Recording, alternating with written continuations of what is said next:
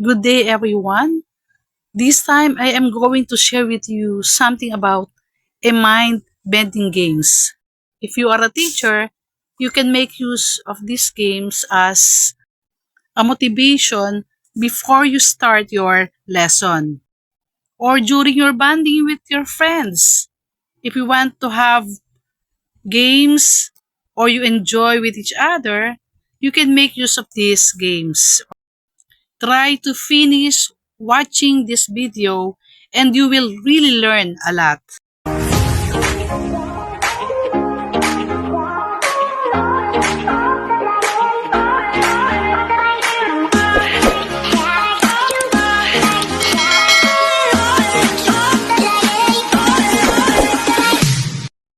What is the next letter in the following sequence?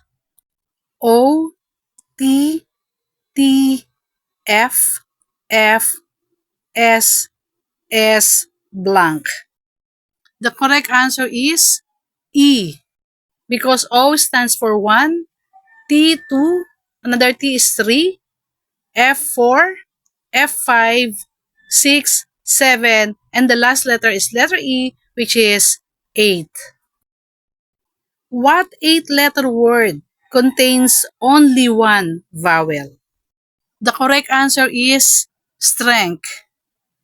What word contains all 5 vowels in alphabetical order?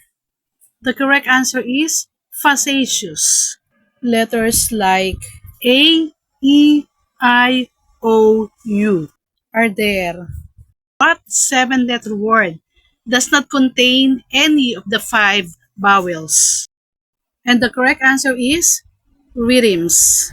Next, what word contains 3 consecutive sets of double letters in a row? The correct answer is bookkeeper. At this time, rearrange the letters of Newdor to make one word. What do you think is that word? And the correct answer is one word. In the following line of letters, cross out 6 letters so that the remaining letters, without altering their order, will spell a familiar English word. The letters are B, S, A, I, N, X, L, E, A, T, N, T, E, A, R, S. Choose 6 letters and cross it out. The 6 letters are S, I, X, L, E, T, T, E, R, S. After crossing out the 6 letters, what is the familiar English word? And the answer is banana. What do the following words have in common? Deaf, first, canopy, lapping, stupid, and hijack.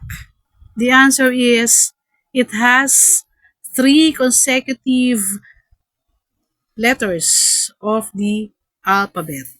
Next, what number spelled with 4 letters still has 5 left when 3 of the letters are taken away?